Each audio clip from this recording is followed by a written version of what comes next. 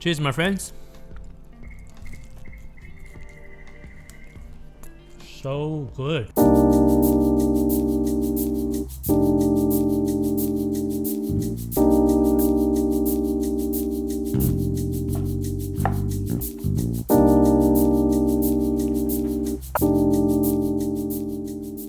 G'day friends, how's it going? Welcome back to Sam's Home Kitchen, where I bring to you budget-friendly recipes with sustainability in mind. Whenever I get a chance to get takeaway, whether it's Indian, Thai, and sometimes even Chinese, there's always that curry puff in the corner of the menu that's just screaming like, you want to get curry puff. The layered pastry on the outside, deep fried to golden brown, and when you break it open, that steamy curry flavor just coming up right up your nose. Normally, I would finish the curry puffs in the car before I even get home. But the thing is, they usually sting you somewhere between $6 to $12. They all add up. So what I'm going to do today is I'm going to make curry puffs right at home, cure that curry puff craving, but at the same time, make it vegan, make it as cheap as possible so I can have curry puffs on demand. Right, so to start with, we are going to make our fillings first. So instead of using chicken, which is quite common, we've got our lentil as a replacement. Alternatively, you can definitely use chickpeas. So first thing, we've got our compost and cut up our onion first. Nothing too fancy here. We just want to cut up our vegetables into small pieces. So we'll still have that texture, but also they will be the same sizes and somewhat homogenized. To dice up our onion, cut it right down the middle and thinly slice across while keeping the end intact. Turn it 90 degrees and dice it up into 1/2 centimeter pieces. So now the onions are cut up, we're going to get over to the stove and get them started. Wide base pan on low heat. Drizzle of neutral oil in. And we want to start sautéing our onions. Keep it at low heat as we are not looking for any browning or caramelization, but just to soften our onion dices. Spread it out across the pan and cook until soft. While the onion is cooking away in the pan, we can get onto the garlic.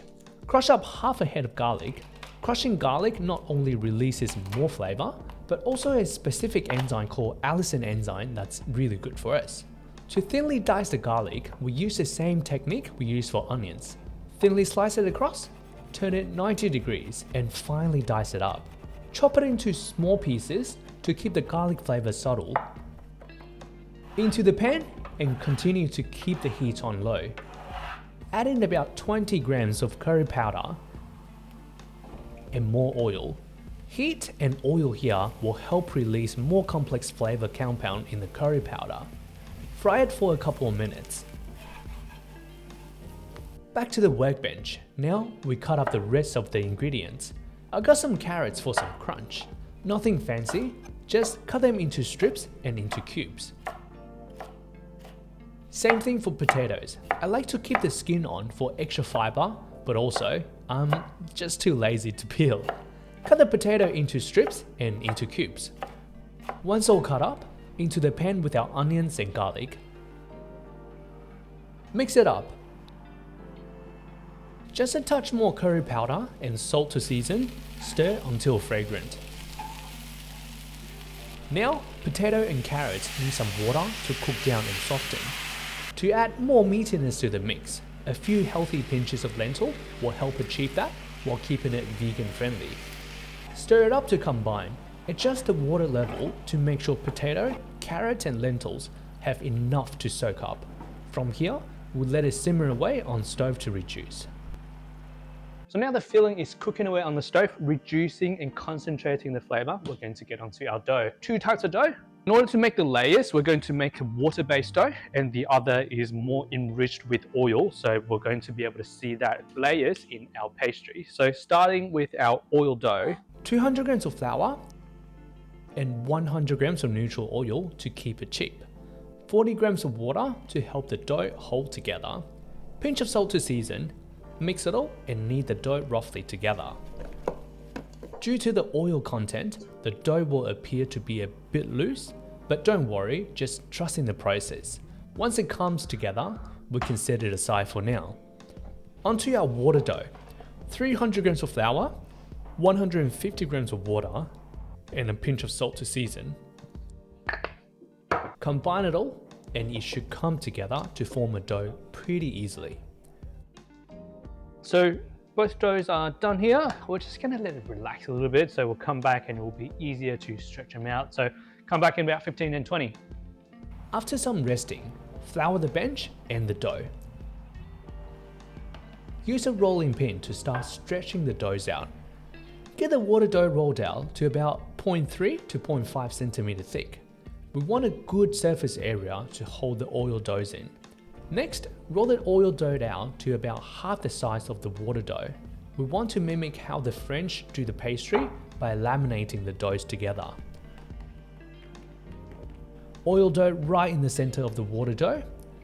We fold both sides in and fold it in again into thirds. Use our rolling pin to press the dough down to further stretch it out. I'd recommend doing another fold into thirds again before rolling it up into a big log. I got lazy and just went ahead with it. Presumably we've done our work to laminate the dough, so we got layers and then we once again rolled it up to create more layers. Now we're going to portion this into 8. Cut the dough into 8 even portions. Set them sideways and you can see the layers of water and oil dough. Pretty cool, hey? Next, squish the dough down and roll it out into a flat pancake shape. The curry fillings should be warm to cool now, a generous amount of fillings in. Fold the pastry over and seal it with our fingers. Go extra fancy by pleating up the edges. Use one finger to hold the dough down and the other to fold little pieces in. Repeat across the entire folded edge and that is one curry puff done. From another angle, I'll show you the pleating technique again. Once you've done one, you'll get a hang of it. Now, time to fry them all up into a Dutch oven or a debased pot, whatever you have handy. Some neutral oil. Bring the oil up to 165 degrees Celsius and drop the curry puffs in away from ourselves. It should only take a couple of minutes each side to fry to golden brown. Once our curry puffs are golden brown all around, get them out of the frying oil and we are done. The cost breakdown is around the screen here. Egg curry puffs costed us $1.85 to make. That is about 23 cents per curry puff. Alright, and there we have it. We've got our curry puffs made. They smell so good. I'm going to dive in and just let you know how it tastes like.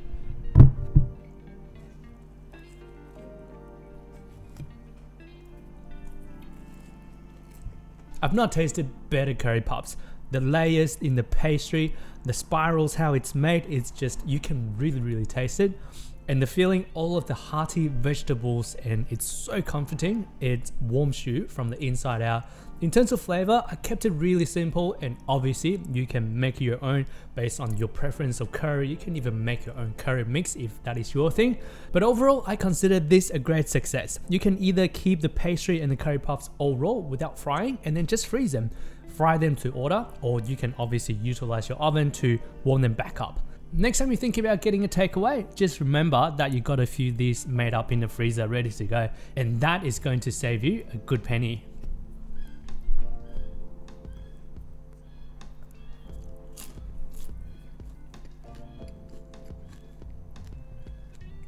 So good!